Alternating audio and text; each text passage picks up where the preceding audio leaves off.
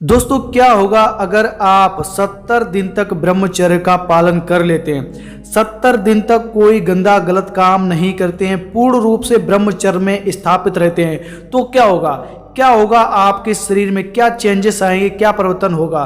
तो जानने के लिए इस वीडियो के अंत तक बने रहिए।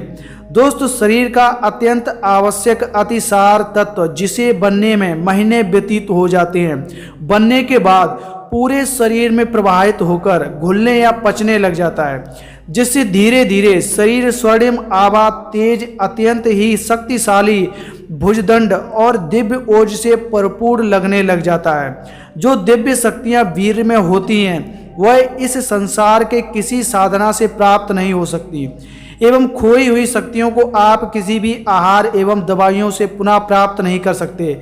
साधकों ने इसे अमृत समान माना है, लेकिन आजकल के युवाओं में वीर की कमी के चलते एवं काम देर तक बैठे बैठे करते रहने से, वाहनों के अत्यधिक उपयोग और चुस्त कपड़े, समय से पूर्व ही यौन क्रियाओं में संलिप्त हो जाने के कारण मानव शरीर में वीर बनना कम हो गया है। साथ ही शुक्राणुओं की संख्या निरंतर कम होती चली जा रही है।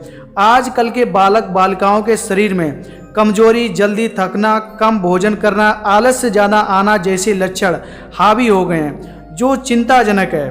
पहले के समय में भारतीय पुरुषों के शरीर फौलाद के माफिक हुआ करते थे, जो कि उनकी मेहनत एवं ब्रह्मचर्य की वजह से ही संभव था।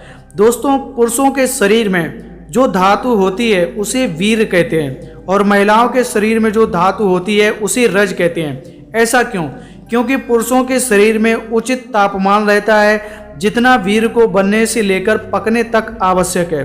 पुरुषों के शरीर में रक्त अधिक होता है, गर्मी अधिक होती है, बल अधिक होता है, गुस्सा, जोश, रौब अधिक आता है, पसीना अधिक आता है, जिसकी वजह से पौरुष शक्ति मस्तिष्क पर हावी रहती है, जिससे वह जवानी के दिनों में दुर्गुणों को आसानी से ग्रहण कर लेते हैं, और शारीरिक रूप से शरीर कठोर रहता है, जिसके परिणाम स्वरूप वीर बन सकता है। जबकि महिलाओं को सहनशीलता, ममता, प्रेम, कोमलता एवं करुणा में माना गया है, लेकिन आजकल इसके विपरीत स्त्रियों में भी विपरीत लक्षण देखे जा रहे हैं, जो कि मात्र जवानी का जोश है। इसका एकमात्र विकल्प यह है कि जवानी के नाजुक समय में अपने मन और इंद्रियों को अपने बस में करके ब्रह्मचर्य का पालन करते रहना चाहिए। इसका प्रतिफल आपको मृत्यु के बाद भी अमर रखेगा, जबकि वासना की भूख आपको स्वयं आपके शरीर को कब खोखला कर देगी आपको पता भी नहीं चलेगा। वीर समस्त शरीर में व्याप्त रहता है। जैसे ही आपने वीर को स्खलित करने के विषय में सोचा और आपकी जनेंद्रिय में तनाव एवं घर्षण हुआ, तैसे ही सारे शरीर के अंग प्रत्यंग में से वीर खिंचता हुआ बाहर आ जाता है। पल भर में पूरा शरीर निचुड़ जाता है, जिससे व्यक्ति के शरीर की सारी ऊर्जा समाप्त हो जाती है। व्यक्ति ढीला ढीला सा रहता है। इस रोग को आजकल के युवा सामान्य समझ के अपने पवित्र शरीर को दुर्बल बना लेते हैं।